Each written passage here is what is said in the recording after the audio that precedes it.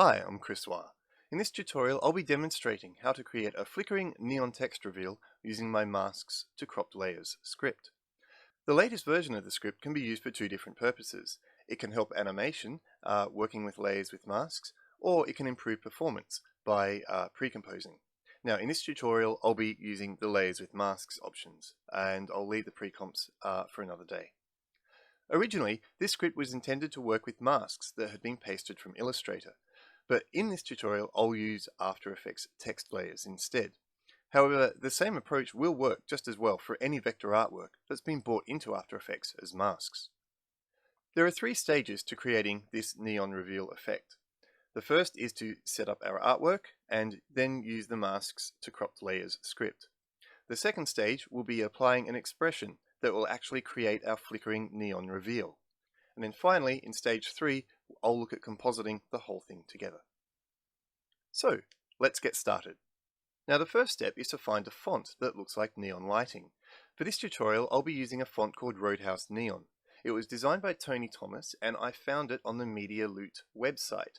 Now, it looks like Tony has designed a whole set of neon fonts, and if you want to, you can buy the whole pack for only $19. Now, I'm going to admit that I actually prefer the look of the neon sign version.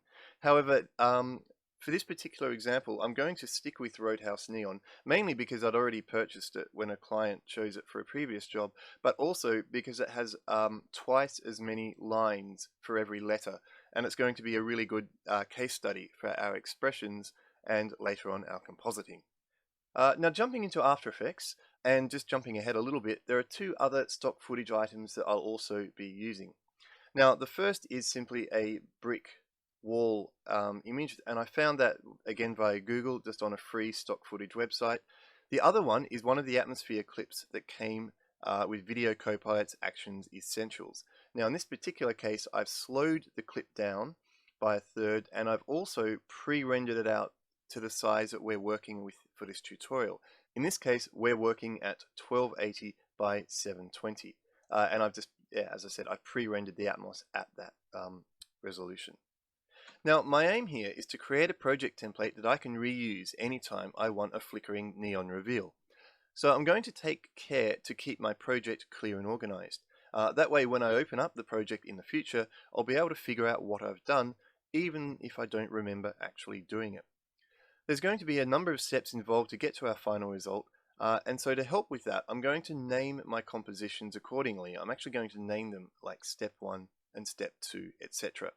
And this has the advantage of sorting them alphabetically in the project window, as well as giving me a visual reminder for the future of, what I've actually done. Right, so let's jump into this and get started. Okay, so in our After Effects project window, as well as the imports that we just looked at, you'll also see that I actually have the existing neon flicker text example, the one that I used for the title sequence. And these are the steps that we're going to be going through. You can see how by labeling them step 1, step 2 accordingly, everything's in order, and we can clearly see what the project is doing. And I'm going to recreate these steps as well as jumping back and forth into the finished version. The first thing we have to do is start with our basic layout. And so I'm going to create a new composition.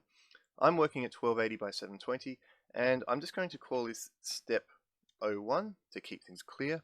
And then we're going to call this our source text. And as I said, I'm using a font called Roadhouse Neon. So I'm going to use, and let's just type in some neon text to be revealed. So now we can just lay out our text as we would like any other After Effects composition. It doesn't matter that all of the text is one layer. It's just a matter of going there and getting the size right to match your design and layout. Now, I like to keep the source text in its own comp just as a record of what I've done. This can also help if you're doing this for a commercial project. It can also help if you have to go back and say, for example, fix up typos. Maybe you've got someone's name wrong, etc., etc. So I'm actually going to leave this as a record and simply call that step 1. And now I'm going to duplicate this comp. And it's no longer step 1, it's now step 2, and I'm going to convert the text to masks. So all I have to do here is click on the text layer. I'm right clicking. I'm going to create masks from text. Now, as I said, the script, the masks to crop layer script, was originally designed to work with Illustrator artwork that had been pasted into After Effects. But After Effects will natively convert text into masks, and that's what I'm going to be using for this example. Now that we have our font as a bunch of masks, which is what our script works for, we can actually go and open up our masks to crop layer script panel. I've docked it here. Well, actually, you can see it's we don't need our paragraph. I'm going to close that.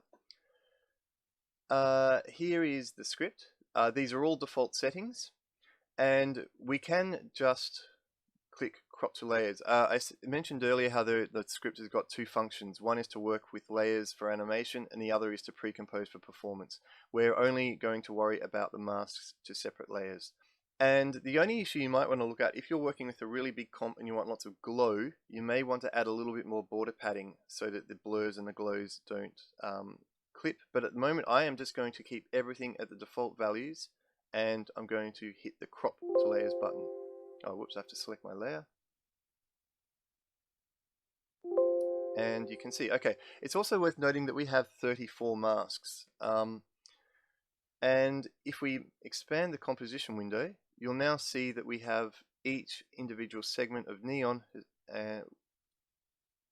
is now on its own layer, and you'll also notice that each layer is only as big as it needs to be. That's what the script does. So we're going to leave this here, and as I said, it's always good to have a record of the stages that we went through. So I'm going to leave this comp as it is, and I'm now going to duplicate it and work from a duplicate. Now, if we have a look at the template which I already created, you can see that I've got a step 3, and this is called our off state. So what I want is a base sort of look of the neon that looks like a neon tube that's been turned off. And so what I'm going to do is drag the source text into a new comp, and I'm going to call this off state just so I can remember what I've done. Up here.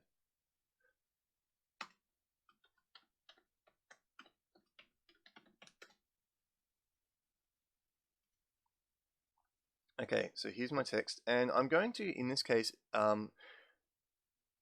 think I'm just going to fill it with a gray color. So I'm going to generate fill. I'm just going to go for a dark gray. Yes. And then I think I'm going to use layer styles.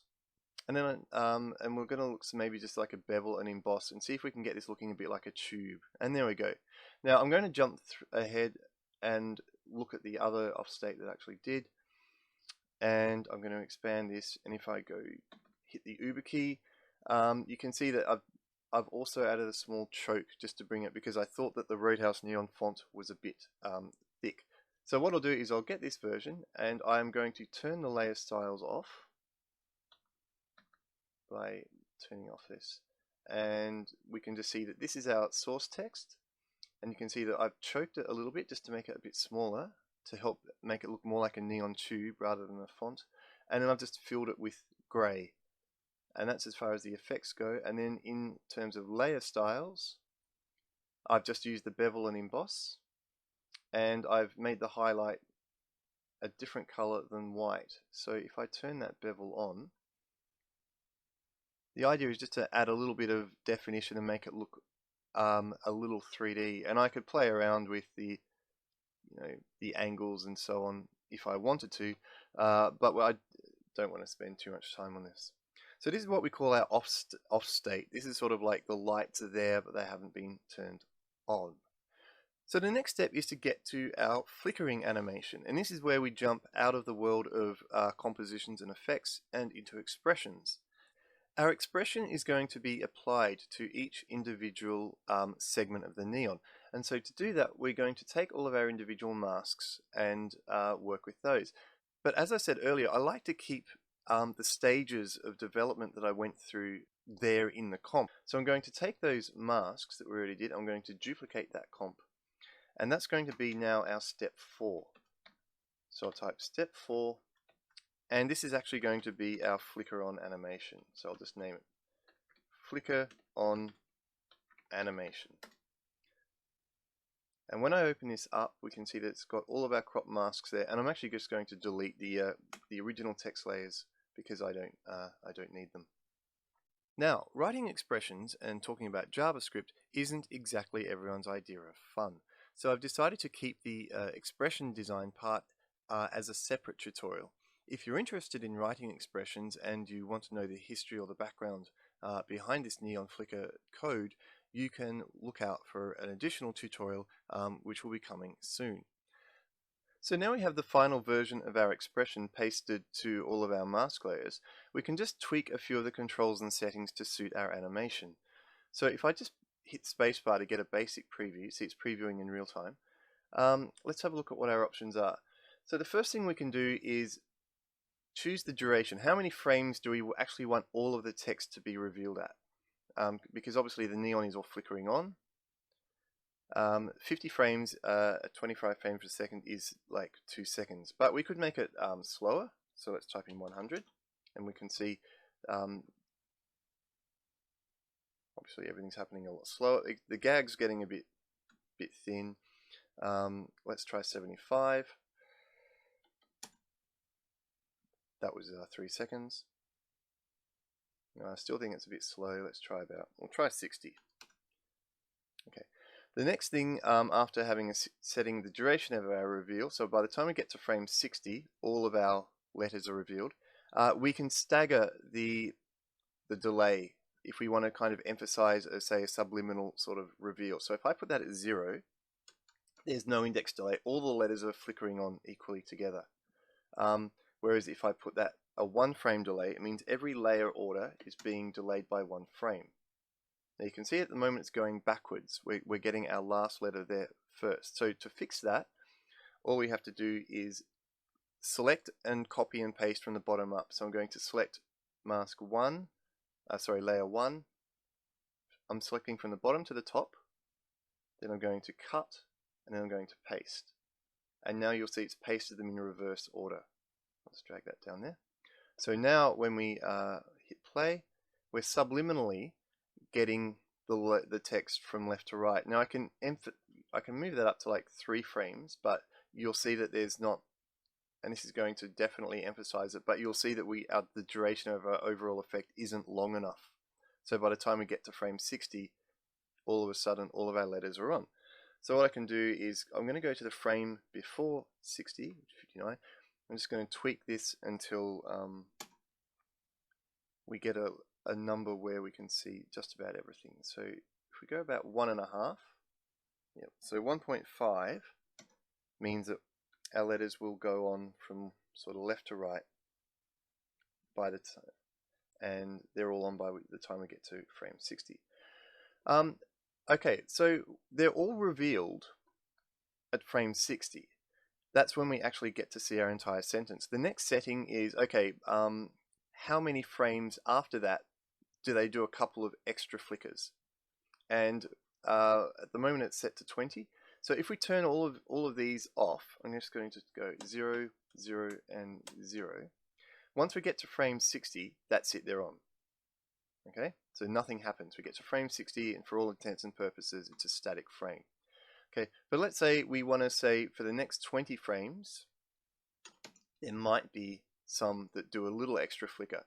Then we have the probability. What's the probability of each individual layer continuing to flicker? Now, if we make that 100%, then 100% of these layers will flicker after they are revealed. That looks a bit silly. It looks a bit carnival.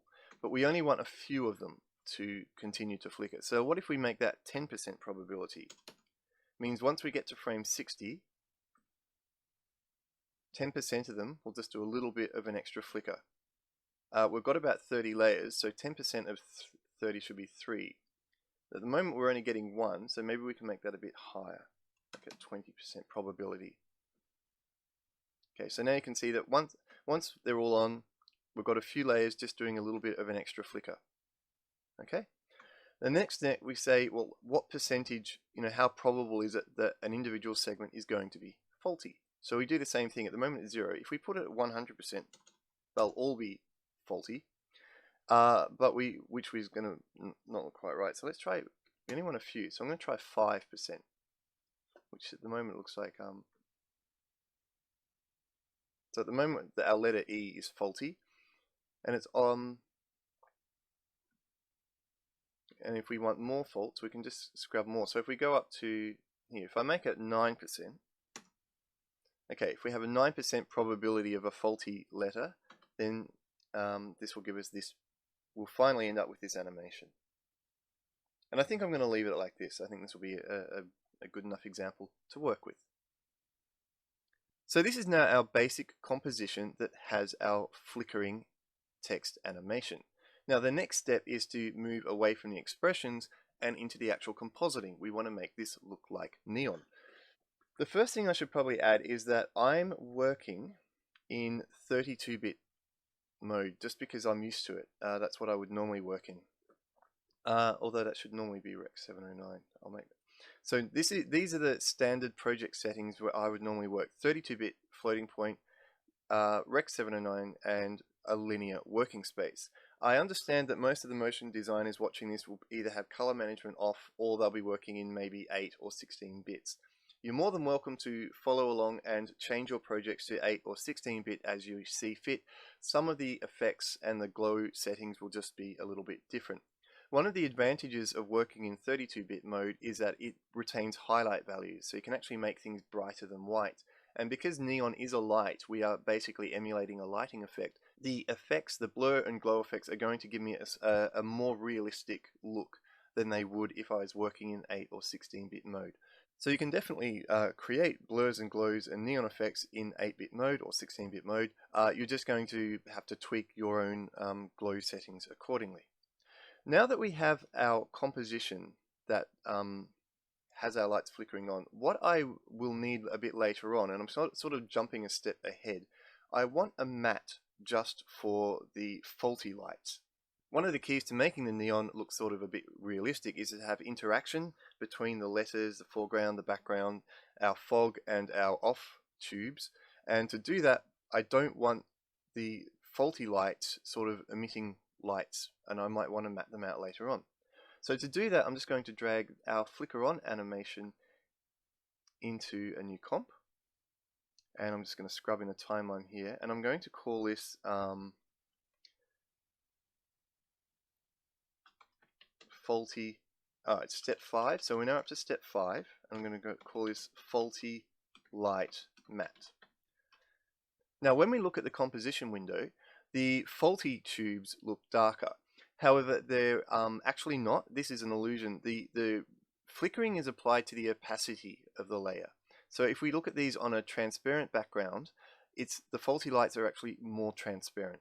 And what I want to do is convert the transparency. I want to convert this into a luma matte. I actually want a matte that only shows me the faulty tubes. So I'm just going to do a few little channel operations to shift things around and help that. The first thing I think I'll probably do is use the channel combiner. So the channel combiner effect is just going to give me a quick way to copy the channels around, because currently if I just turn this off, all of the color channels are the same. If I look at red, green and blue, they're all the same because they're white. The text was white. So the color channels are white. It's the alpha channel that's different. I want to swap that around. So I'm going to use the channel combiner plugin. I'm going to copy the alpha channel into the lightness of the layers. Now I'm just going to jump forward into the other version and copy the effects from there, and then I'll step through them and show you what I have done. There are probably several ways of doing this, but at the same time I'll just sort of show you the logic that I went through. So the channel combiner plugin, as I just sort of demonstrated, is copying the alpha channel into the RGB channels. And once we've done that, we actually want then a solid alpha channel. So I'm using the solid composite plugin to composite this against white. And you now see that we've got a little bit of differentiation between the faulty lights and the normal lights. So I'm going to emphasize that. And you also see that we're picking up dark edges. So I'm going to use the Minimax plugin to clean up some of those edges. And if I zoom right in, you'll be able to see the Minimax plugin. And what it's doing is it's looking for pixels in a 1 pixel radius, and it's just making everything maximum, which in our case maximum means white. So it's just cleaning up some of those edges. And then what I'm doing is I'm really crunching these levels because I want everything to be white, but I want our faulty tubes to be black. So when I turn the levels effect on, you'll see that by really crunching these values here, I've emphasized that. But you'll also see that by doing that, they've gone a bit sort of ragged. They're a bit jaggedy. So the next step is to use another Minimax filter to make them bigger. And then I'm going to blur it a little bit. And then I'm actually adding just a very small amount of noise. So we now have a matte of our faulty lights. And all of this is what we will call procedural. It means that I haven't manually copied or pasted any of those masks. It means I'm using effects to do a procedural process and create this matte from our source animation. So if I go back to our source animation and I change our settings, and let's say I want 56, 84% of the tubes to be faulty, I can now go back to our faulty light matte, and you'll now see that I've got a matte accordingly showing all these different faulty tubes. You'll also notice how they flicker on and off as the faulty tubes flicker on and off. So if I go back here and put that back to 9, you'll go back on and see that we've got our matte here, and it flickers on and off as the faulty tubes do. Now, because our original flicker animation, the one that's generated by expressions, is changing the opacity of the layer, we're also going to create a version of this where the faulty lights are matted out. And this is going to be useful later on when we're starting to do blurs and glows, because we don't want our faulty lights to glow. So what I'm going to do is drag our flicker animation into a new comp, and I'm just going to rename this. It's now up to step 6. And I'm going to call this our flicker on with faulty lights. It's going to be a very simple comp. I'm just going to take the animation we have here. I'm going to bring our faulty light matte down that we just made, and I'm just going to make that a Luma track matte. Very, very simple. That's all there is to it. So now what we have is that our faulty tubes have been darkened considerably, and that means they won't be picked up by the blur and glow plugins that we're going to use to make our text look like neon. So the next step, if we jump down to our other template and see what we've done, now that we've actually got our faulty lights matte, we've got a flicker on with faults, we're actually going to make the text look like neon. Now to do this, I'm going to jump into the other template that I made. Now this is where the project is going to look quite different if you're working in 8 or 16-bit mode. But I'm going to jump down to the end, and firstly I'll just show you the layers. So we've got a few layers here, and I'm going to step through and show you what I've done. So I'm going to turn them off. Now firstly, I put a black background there, and I'll also let you know that any yellow layers are adjustment layers. And here you can see our actual neon text layers. This is the flicker on with faults. Now the first thing that we need to do is we want to build in a bit of flexibility into our template so that we can make changes easily. And one of the basic things we're going to be doing is choosing the color of our text. Now our original flicker on animation was just built up from masks on a white solid, and now we can use the tint plugin to tint that to whatever color that we'd like. However, to keep things flexible, we're going to link everything to one master control. Now, if I leap forwards a little bit and have a look at our final comp, you'll see that right up the top, I've got a null object called color settings. And if I press E, you'll see that I've applied two effects. These are what we call expression controls. So I've gone to expression controls and color control. And I've renamed these. You can say I've renamed one tint white and tint black. And what this does is every single time I use the tint effect to change the color of something, they're all linked back to these settings with a pick whip. It means I can change everything together. So skipping back to our color and glow comp here, this is where we're going to work with the text all by itself. But those tint effects, and if I just expand this and press EE to show expressions, you'll see that those black and white values have been linked just with the pick whip to those controls in our main comp. And you can see that for some reason I've chosen a light blue and a much darker version to tint to our black and white values. And all of these values, every time you see a tint effect, it's linked to those same values. This is where I've just built up some blurs and glows. So if I turn all of these off, you'll see that's our actual source layer. I've tinted it. I've used the exposure plugin to make it hotter. Remembering that in 32-bit mode you can make things whiter than white, and then I've just blurred it, and you can see that for this base layer where I just want like a big foggy fall off, it's a 32 pixel blur. I could make that more or less, but in this particular case I'll keep that at 32 pixels. Now I've done exactly the same thing. That's a duplicate of this layer, except this time it's only a 3 pixel blur, and these layers are being added on top of each other. So I sort of have a blurry fall off, a blurry sort of fall off again.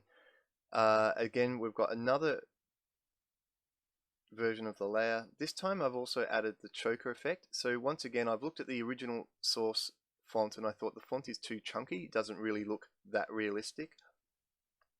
And by using the simple choker effect, I can make that look more like an actual neon tube. Okay, so at the moment I'm just using a 1 pixel choke, and then I'm still tinting that, and this time I do have some blur on it, but it's only a 0.2 pixel blur.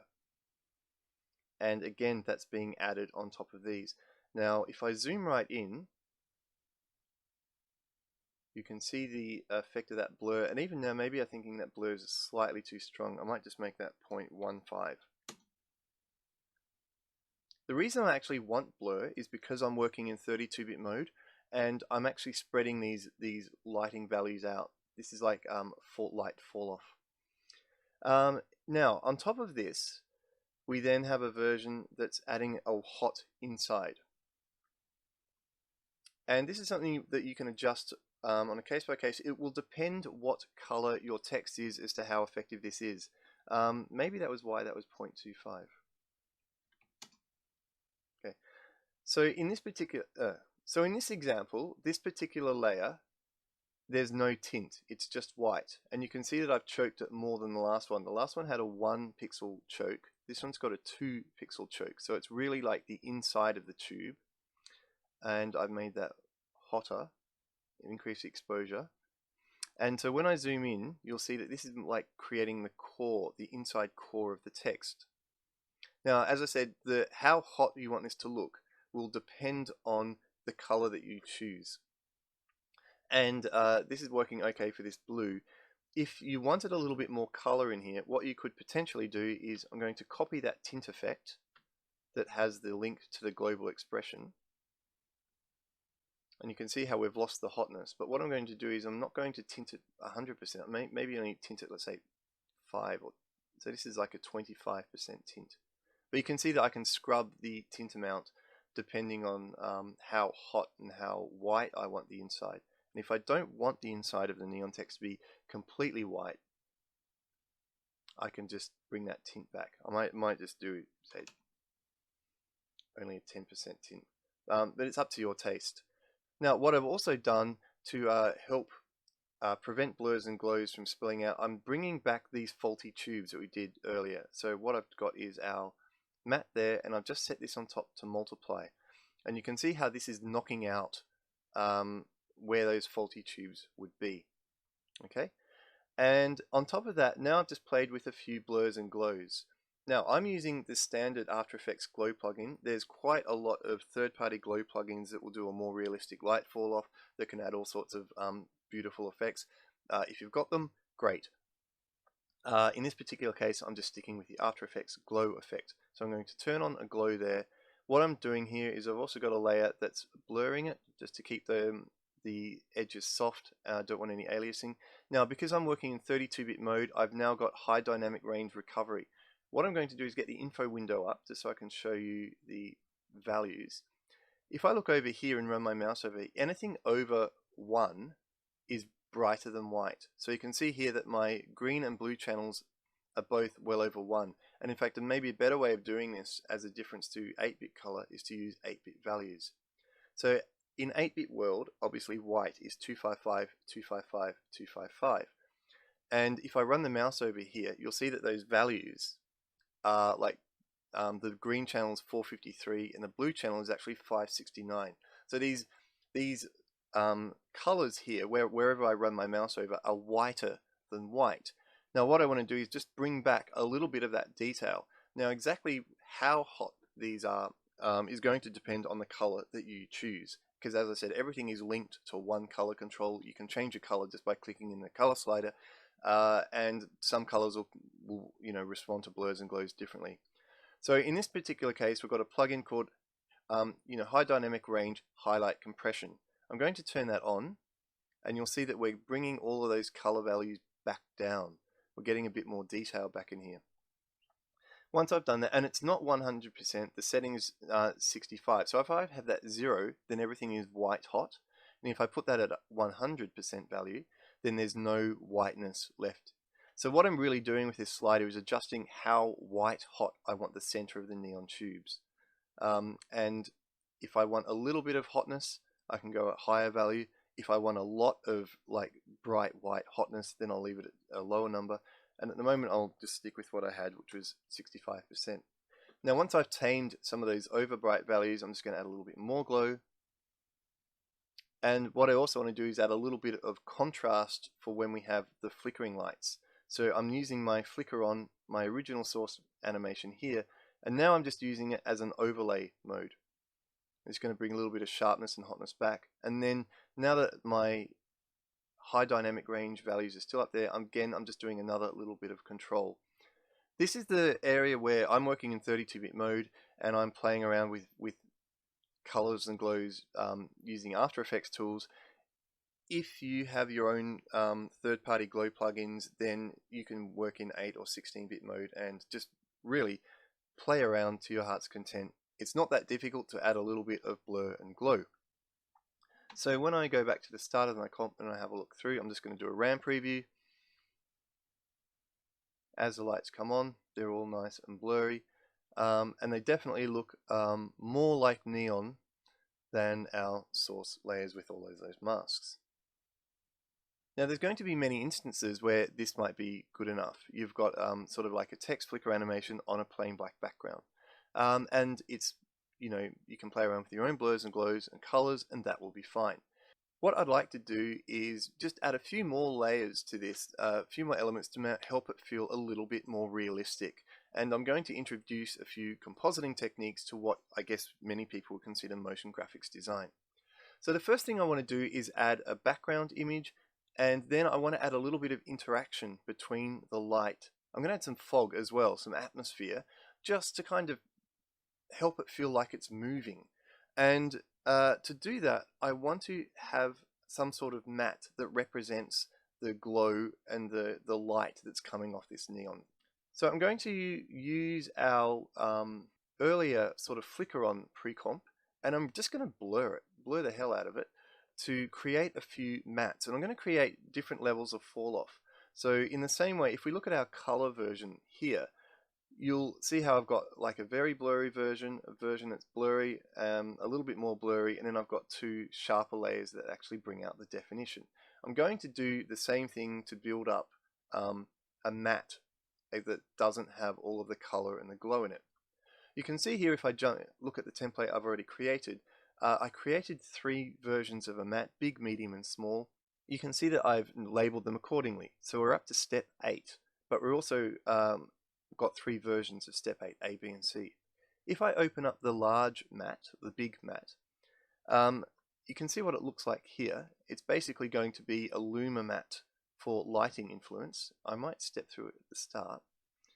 And I'll just take you through the layers down here and show you what's going on. So we start off with our original flicker animation. You can see that we're using our pre-comp, our flicker on with faults. We want the faulty lights off, and that's why we're using the faults. We don't want faulty lights to influence the glow and the interaction of the light with the background. That's why we're using that version of the animation. And you can see that all I've really done is just blurred it. That's a really big blur, 128 pixels blur. Then I've staggered another one on top that's got half the blur again, 64 pixels of blur. And then in this one, I've got half again, a 32 pixel blur. They're duplicates of the layer, they're the same thing. Once I've got this blurry version of the letters that flicker on, I want to punch out the original lights because I don't want the original lights to get too bright. So all I've done is taken the original flicker animation, and this time I filled it in with black. And I've done the same thing here. I've got two versions, one version that's a little bit blurry and then one version that's not. And they're just going to stop the areas with the lights from getting too bright later on. I guess you call them a holdout. You'll also see on the top that I've got a adjustment layer with the echo effect on it. Just ignore that for the moment. We'll come back to the echo in a minute. So when I look at this, I've now got three mattes. I've got the big matte, which is very, very blurry. And then I've got the same thing. It's actually a duplicate of that. I've just cranked down the blur versions. So in this particular case, the first blur is 26 pixels and this blur is 10. And it's otherwise identical to the other comp. It just doesn't have as many layers and it's not as blurry. So if we look at, let's choose a frame. If we choose frame 12, you can see this is our big fall off matte, and on here you can see this is our medium. See, just step between them. Now, in addition to these fairly large and fairly soft mattes, I was also thinking, wouldn't it, be kind of cool to build in the option of having something that's a little bit more stylized? I was thinking of like Kylo Ren's sort of grungy lightsaber look. So what I have done is created another version of a matte which I've called a small, and this is only for to add just a little bit of movement to the outside edges of the neon tubes. And this one's been done in a little bit of a different manner. So what I've done is I've started with the same layer, the flicker on with fault layer as our source, and I'll just turn it through. Firstly, I've used the levels effect to crunch down the faulty tubes. You can see here is, if I zoom in, this is our faulty tube, and I don't want that at all, so I've just used the levels effect to crunch the blacks. And now I'm using the roughen edges effect, and I've chosen the spiky look. And if I just hit spacebar to preview a few areas, you can see that we're getting a little bit of movement, a little bit of hairy edges around the edge. That's with a bit of evolution. And then what I'm doing is I'm using the set matte effect to matte out the original layer without the effects. So when I turn that on, it kind of knocks out the inside. And it just means that we don't have all of our sort of furry Kylo Ren edges inside the tube. We only want them on the edge. And then on top of that, I'm doing exactly what I did in the other two comps. I'm using a version that's been filled in with black and multiplied just to knock out the center again. And then we've got the echo effect. But as I said, pretend you haven't seen that. Well, actually, it is probably time to talk about the echo effect. So this composition, or I should say our final composition, is a 25 frames per second comp. But the animation itself, if we look at our flicker animation, go back to our expressions, it does look a bit sort of harsh. The flickering isn't 100% realistic. It just feels like it's a little bit too sharp. We're going to use the echo effect just to add a little bit of decay to the lights. So I've taken the color and glow composition and I've just dragged that into a new composition, and this has nothing at all applied to it except the echo effect. So I'm going to turn it off just so you can see it. I'm just going to zoom out so we can actually see our text. So if we look at it without the effect, you can see that some of these letters are only on for like one frame. That's where we're getting our flicker from. Our neon flicker is coming from these lights, but they're only lasting for one frame. I'm going to add another 2 frames that are decaying. So I'm going to turn on the echo effect, and you can see if I step through it now, you'll see that they kind of fade down. And as the lights fade down, it just smooths out the whole animation. We still get a twinkling light. Now, the echo effect that I'm using the echo operator to add, and this is actually adding 2 layers on top of each other. It's sort of like increasing the exposure of this layer. Again, this is because I'm working in 32-bit mode. If you're working in 8 or 16-bit mode, the effect won't be quite as strong. And you can play around with the decay settings, or you might prefer to work with the maximum setting instead, which won't clip the white values. So will clip the white values. I'm going to keep working in add because I want the fall off and the hot whites. So the echo effect is smoothing out our lights. However, now that we've smoothed out our flickering animation, we need to make sure that our light matte, our fog fall-off mattes match. So that's why inside these matte compositions, I have added the effect, but in this case, really just to avoid more pre-comps, I'm just using the echo effect on an adjustment layer. So you can see as I step through here frame by frame, the light fall off is matching our effect with the color. So now we have all of our ingredients in place, it's time to build up our final composition. So I'll open up the final composition, which is called Final Comp. And I will just expand this and I'll turn all these layers off and we can have a look at what's going on. So it's very easy when you have nothing but a black background. You'll also see that when I bring in mattes, this is another project organizational thing. When I bring in matte layers that are never going to be seen, I always have them at the bottom of the comp, and I always change the label color to none to indicate that they're not being turned on. I've created other tutorials about the way I composite, and the bottom line is that I don't use track mattes. I avoid them unless I really need to use them. I don't like having a composite where some layers are on and some layers are off. And wherever I can, I use the set matte effect and I put the mattes down the bottom, and that way when I open up a composition, I know that I can just go like that and turn every single layer on, and that's how it's meant to look. Now, as mentioned earlier, I also have a null object up here with our color settings on, and these are the colors that will control the tint effect wherever that is used. So what's involved in setting up our final composition? First of all, I'm just going to scrub down a little bit after all of the layers have been revealed. And you'll see that here is our actual text layer, our plain text layer that we had before with our echo effect. And all I've really done in this is just adjust the exposure effect. The color that you choose will affect how the echo effect and how all of the blurs and glows affect the final look.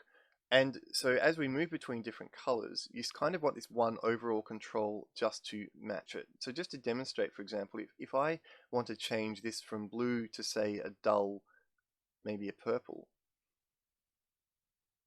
you'll see that that's a very different look, very different amount of glow. And in this particular case, I may not want to pull the exposure down. But if I just go undo, and go back to where it was, this is very bright, and so that's why I've used the exposure effect just to pull it down. It's sort of like something you'd use in conjunction with changing the color settings. Now the main reason that I wanted to have sort of like a final comp was to bring in our background layer. So I'm going to turn this off and look at our background layer, and here is just an image I found off the internet. It's just a brick wall. And you can see that I've darkened it down to taste because we want this brick wall to we don't want it to dominate the neon effect. And in addition to having the brick wall down here as our sort of a solid background, I've also got our off state. Now, if you remember, so if we look at this, we created this earlier using layer styles, and this is just adding a little bit of emboss just to kind of create the illusion. It's kind of to give the impression that the lights are coming out of something. Now, if I go back and say, what I've also done is duplicated this and added a little bit of separation. So you can see that it's like a fake drop shadow. I've just multiplied a black version. I filled this in with black, and I've blurred it a little bit. If you wanted a stronger drop shadow, you could either use a shadow effect or just duplicate it again. That will give us a little bit of separation and just sort of help sell the overall effect.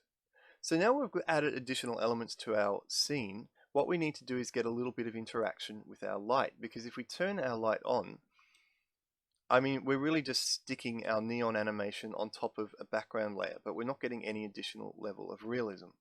So if I jump to, let's choose a frame here where some lights are on and some lights are off, we're going to use those mattes that we created earlier. So if we have a look at this frame, I'm just going to snapshot our text, and now I'm going to compare that to our mattes that are down here. So here is so just switching back and forth, you can see that we have a fall off matte that's very big. We have a fall off matte that's medium, and then we have our sort of Kylo Ren edges. I'll just zoom out. And we're going to use these mats to create sort of an interaction with our background layers. I'll use the brick version first. So I'm going to solo this. So what I've done is I've duplicated our background layer and I've added a few effects. So the first thing I've done is I've tinted our background layer that's linked to our main color settings. Everything is. So if I change this to red, our background will also be red. I'll cancel that. In addition to tinting it, I have crunched it down because we don't want it to be that light. And now this is where I've used the set matte effect and I've linked it down the bottom to our big fog matte. So as I just scrub through the timeline, you can see that as those letters are flickering on, they're introducing a little bit of color into our background plate, and then that is being added on to our original. Now I've done exactly the same thing. I've duplicated that layer, but I've used the medium matte.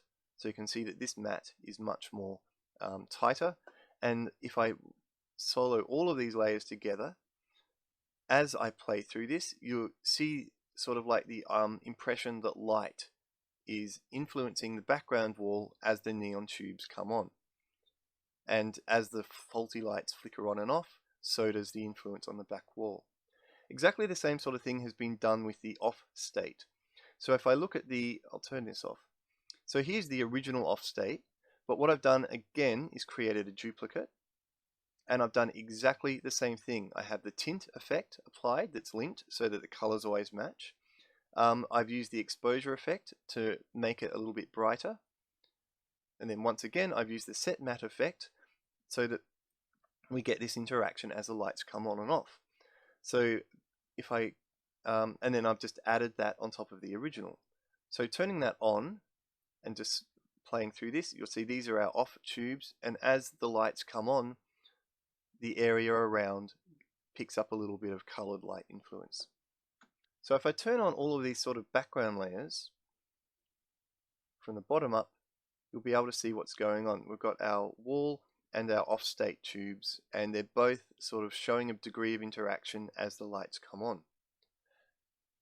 The next thing that I wanted to introduce was movement, and the reason I did this because I'd used a project with neon lights, but once all the lights were on, it just felt like nothing was actually happening. It felt like we were looking at a still frame. So one of the ways of introducing a bit of movement into that was to add a little bit of atmosphere. So exactly the same thing that you've seen me do with the background and the offstate, I've done with our atmosphere. And I'll turn these layers off. I've got 3 copies of atmosphere because I've created 3 different mats. So every atmosphere layer corresponds to one of these mats. And you can see how I've used layer markers here to actually remind me what these layers are doing. So if I just look at this layer by itself and turn off all of the effects, this is our original layer. As I said, it's from Action Essentials. It's been slowed down. And the first thing I've done, as in all of the other background layers, is I've tinted it. So you can see it's picking up the colors that I've chosen in the main comp. And then I've also used the exposure plugin just to add a little bit of contrast. And now I'm using the matte effect. Now I'm using the set matte effect twice. The first thing I'm doing is actually just getting our matte from down the bottom. So this is our big sort of light fall off. So if I go back to where the lights are coming on, you'll see that as the lights flicker on, they're kind of casting this light over the fog. And then I've adjusted the levels here to make the fog a little bit more prominent. And in this particular case, the reason I've got the exposure and the levels effect is because the levels effect, I'm adjusting the transparency. I'm actually adjusting how visible the fog is, because the fog now has an alpha channel. And what I'm doing is manually tweaking that alpha channel to adjust how much of the information is actually visible. And then finally, I'm using the matte effect to knock out the original text. So the second set matte effect is actually looking at the neon light, and it's an invert matte. So anywhere where the neon tubes are on, the fog is not. I don't want the fog on top of the tubes, I just want it around it. You can see the effect that that second effect has. So that's our big atmosphere. I've done exactly the same thing. It's a duplicate of the layer. The only difference is that I'm pointing it to a different fall off. Otherwise it's an identical layer. And finally, a similar thing with our sort of our Kylo Ren grungy area. Exactly the same effects stack. It's exactly the same thing going on. The only difference is which matte I'm pointing it to. This one's pointing it to as small. And if I change that to the big matte, then it would look exactly the same as the other one, although I probably tweaked the levels here.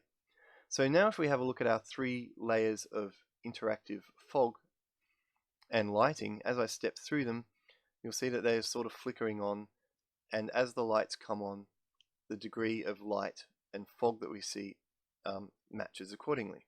So if I just turn on everything except the actual text, you'll be able to see all of the elements that we've added to our background.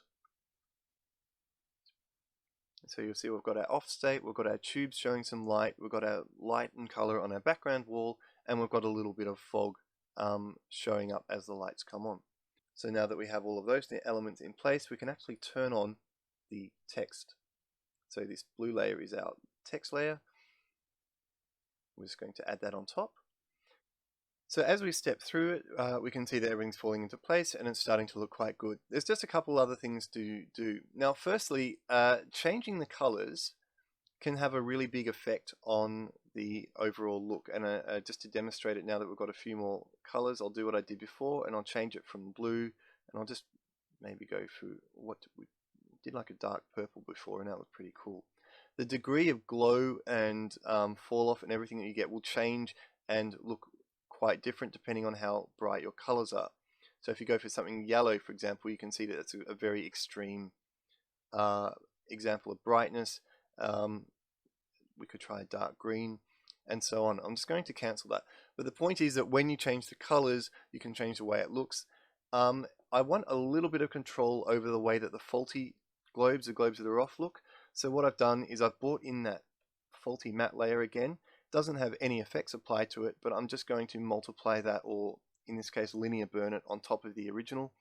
And if I zoom in, you can just see what difference that makes. It's not making really that much difference in this instance, but as I change the colors, it gives me a little bit more control in case the faulty lights become a little bit too bright.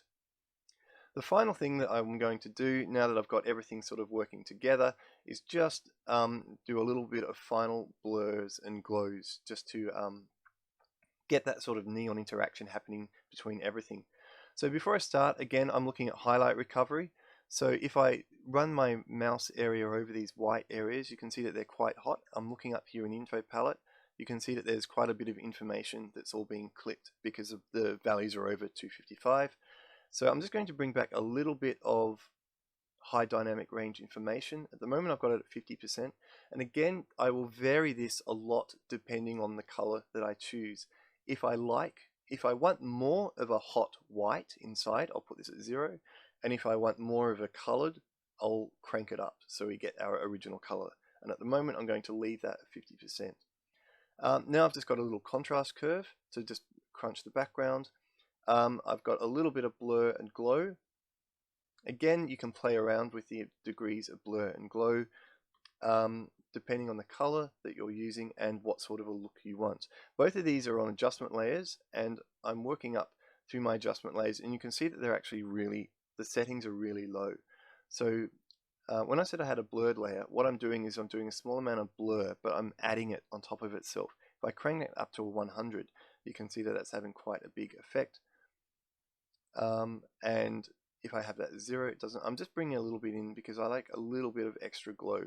Maybe I'll make that 15%. And then this is the After Effects Glow plugin, and once again, if you have your own third-party glow plugin, it will probably look better. And maybe I'll crank that up to 50. And then finally, as our very last stage, again, just a little bit of highlight recovery, and I'm going to keep that, maybe bring that right down to 10. This is only, these controls are all here in the main comp, so that you can adjust them depending on the color that you choose. So if I toggle them off and on, I'm constantly asking myself, as I toggle them on, does it look better?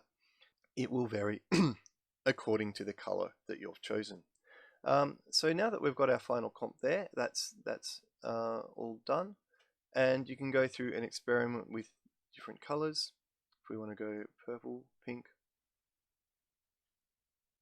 And the black doesn't make a huge difference, but it's there simply because the tint has a black and a white value. And there we go. So I'm going to leave you with that.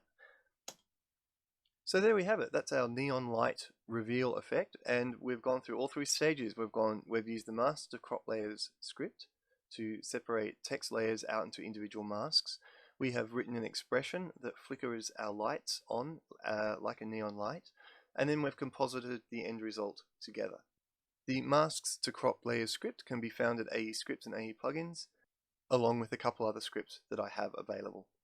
I hope you found this tutorial interesting and useful, and please consider purchasing masks to crop layers too.